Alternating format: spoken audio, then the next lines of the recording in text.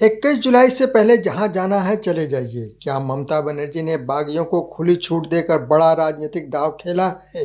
क्या ममता बनर्जी ने आखिरकार बागियों के सामने दरवाजा खोल दिया है, या फिर बंगाल की राजनीति का सबसे बड़ा मनोवैज्ञानिक दांव है? आखिर ऐसा हो क्या गया कि 3 दशक से अपनी पार्टी पर मजबूत पकड़ रखने वाली नेता को कहना पड़ा 21 जुलाई से पहले जहां जाना है चले जाइए? दोस्तों, टीएमसी मुखिया ममता बनर्जी की क्या यह आत्मविश्वास की आवाज है, या अंदर ही अंदर बढ़ रही राजनीतिक बेचैनी का संकेत? क्या तृणमूल कांग्रेस में सब कुछ ठीक नहीं चल रहा, और क्या 2026 के विधानसभा चुनाव से पहले भाजपा ने टीएमसी की दीवार में ऐसी दरार डाल दी कि जिसका असर पूरे बंगाल की राजनीति पर पड़ सकता है? नमस्कार, मैं आर्यन सिंह, आप देख रहे हैं न्यूज़ डंका। न्यूज़ डंका में आपका स्वागत है। दोस्तों, आज हम बात करेंगे उस बयान की जिसने पश्चिम बंगाल की राजनीति में भूचाल ला दिया है। एक तरफ टीएमसी सांसद कोयल मलिक के भाजपा नेताओं से मुलाकात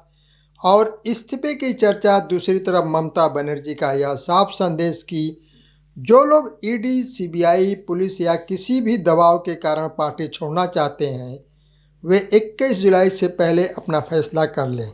लेकिन सवाल सिर्फ इतना नहीं है कि कौन पार्टी छोड़ रहा है। असली सवाल यह है कि आखिर ममता बनर्जी ने यह संदेश अभी और इसी समय क्यों दिया? क्या यह शहीद दिवस से पहले संगठन की सफाई का अभियान है, या फिर विपक्ष को खुली चुनौती? क्या यह राजनीतिक मजबूरी है या रणनीति मास्टर स्ट्रोक? दोस्तों, यह सिर्फ एक भावनात्मक टिप्पणी नहीं मानी जा रही है, बल्कि इसे पार्टी के भीतर असंतोष, बागी नेताओं और 2026 के राजनीतिक समीकरणों से जोड़कर देखा जा रहा है। तो क्या यह आत्मविश्वास है, या फिर पार्टी में बढ़ती बेचैनी को स्वीकार करने का संकेत? आइए पूरे घटनाक्रम और उसके राजनीतिक मायने को विस्तार से समझते हैं। दोस्तों, आखिर हुआ क्या?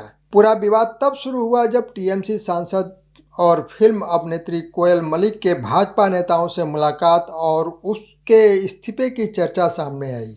इस पर प्रतिक्रिया देते हुए ममता बनर्जी ने कहा कि सांसद ने पहले ही उन्हें ईमेल के जरिए अपने फैसले की जानकारी दी थी और बाद में व्यक्तिगत रूप से भी आकर बताया। इसके बाद उन्होंने कहा, जो लोग भाजपा, पुलिस, ईडी, सीबीआई, अदालत या अन्य दबावों के कारण जाना चाहते हैं वे 21 जुलाई से पहले जा सकते हैं। यहीं से राजनीति गर्मा गई। विपक्ष ने कहा कि यह बयान बताता है कि टीएमसी के भीतर असंतोष है, जबकि टीएमसी का कहना है कि पार्टी किसी दबाव की राजनीति से नहीं डरती। दोस्तों, 21 जुलाई की तारीख इतनी महत्वपूर्ण क्यों? पश्चिम बंगाल की राजनीति में 21 जुलाई केवल एक तारीख नहीं, यह टीएमसी के लिए राजनीतिक और भावनात्मक महत्व का दिन है। इस दिन हर वर्ष पार्टी शहीद दिवस मनाती है। टीएमसी का दावा है कि 1993 में युवा कांग्रेस के आंदोलन के दौरान पुलिस फायरिंग में कई कार्यकर्ताओं की जान गई थी। इस कार्यक्रम में लाखों कार्यकर्ता शामिल होते हैं और ममता बनर्जी इस मंच से आगामी राजनीतिक रणनीति का संकेत देती हैं। ऐसे में 21 जुलाई से ठीक पहले जो जाना चाहता है चला जाए कहना एक सामान्य बयान नहीं माना जा रहा है। इसका संदेश पार्टी के भीतर और बाहर दोनों के लिए था। तो क्या टीएमसी में बगावत बढ़ रही है? दोस्तों, पिछले कुछ वर्षों में टीएमसी के कई नेता भाजपा में गए, कुछ बाद में वापस लौटे, कुछ अब भी विपक्ष के साथ हैं।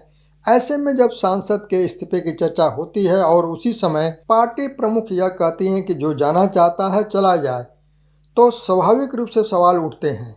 हालांकि अभी तक इस एक घटना के आधार पर यह निष्कर्ष निकालना उचित नहीं होगा कि पार्टी में व्यापक टूट हो रही है।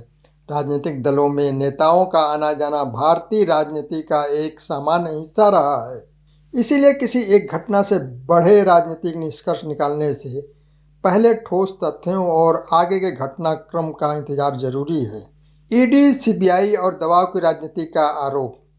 दोस्तों, ममता बनर्जी ने अपने बयान में कहा कि कई लोग ईडी, सीबीआई, पुलिस और अन्य एजेंसियों के दबाव में फैसले लेते हैं। यह आरोप नया नहीं है। टीएमसी लंबे समय से केंद्र सरकार पर केंद्रीय एजेंसियों के राजनीतिक इस्तेमाल का आरोप लगाती रही है। दूसरी ओर भाजपा इन आरोपों को खारिज करते हुए कहती है कि एजेंसियां कानून के अनुसार कार्रवाई करती हैं और भ्रष्टाचार के मामलों की जांच स्वतंत्र रूप से होती है। इन आरोपों और जवाबों पर अंतिम निष्कर्ष संबंधित जांच और न्याय प्रक्रियाओं पर निर्भर करता है। दोस्तों, अपने संबोधन में ममता बनर्जी ने पुराने आंदोलन का जिक्र किया। उन्होंने 1993 की पुलिस फायरिंग में मारे गए लोगों और चुनाव के बाद मारे गए कार्यकर्ताओं का उल्लेख किया। साथ ही उन्होंने अपने 26 दिनों के अनशन की याद भी दिलाई और कहा कि उस समय सरकार की ओर से कोई उनसे मिलने नहीं आया था। उन्होंने यह भी कहा कि अगर मैं 1997 में नई राह बना सकती थी तो 2026 में भी बना सकती हूँ। यह बयान केवल अतीत का उल्लेख नहीं था, इसे समर्थकों के मनोबल को मजबूत करने और यह संदेश देने के रूप में भी देखा जा रहा है कि पार्टी नेतृत्व किसी भी चुनौती का सामना करने के लिए तैयार है। अब सबसे बड़ा सवाल, क्या यह बयान 2026 के राजनीतिक संघर्ष की शुरुआत है? संभव है ममता बनर्जी संगठन को स्पष्ट संदेश देना चाहती हैं कि जो नेता पार्टी के साथ नहीं रहना चाहते वे अभी निर्णय ले लें। दूसरी ओर विपक्ष इसे टीएमसी की कमजोरी के रूप में प्रस्तुत करने की कोशिश करेगा। आने वाले दिनों में यदि नेता दल बदलते हैं तो यह राजनीतिक रूप से महत्वपूर्ण संकेत होगा, लेकिन यदि ऐसा नहीं होता है और संगठन एकजुट रहता है तो यह बयान ममता बनर्जी के आत्मविश्वास का उदाहरण माना जा सकता है। फिलहाल इतना स्पष्ट है कि पश्चिम बंगाल की राजनीति एक बार फिर निर्णायक दौर में प्रवेश करती दिखाई दे रही है। ममता बनर्जी का संदेश केवल बागी नेताओं के लिए नहीं बल्कि अपने कार्यकर्ताओं और राजनीतिक विरोधियों के लिए भी था। अब निगाहें 21 जुलाई के कार्यक्रम और उसके बाद होने वाले राजनीतिक घटनाक्रम पर रहेगी।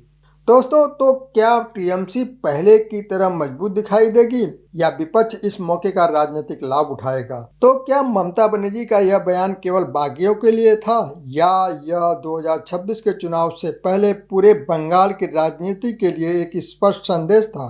इसका जवाब आने वाले दिनों में ही मिलेगा, लेकिन इतना तय है कि पश्चिम बंगाल की राजनीति अब एक निर्णायक मोड़ पर खड़ी है। यदि पार्टी छोड़ने वालों की संख्या बढ़ती है तो विपक्ष इसे टीएमसी की कमजोरी बताएगा, लेकिन यदि संगठन पहले की तरह एकजुट रहता है और 21 जुलाई की शक्ति प्रदर्शन सफल होता है तो यही बयान ममता बनर्जी की राजनीतिक दृढ़ता और आत्मविश्वास का प्रतीक भी बन सकता है। फिलहाल किसी भी राजनीतिक दावे या आरोप का अंतिम मूल्यांकन भविष्य की घटनाओं, चुनावी परिणामों और जनता के फैसले से ही होगा। राजनीति में बयान सुर्खियां बना सकते हैं, लेकिन इतिहास हमेशा जनादेश लिखता है।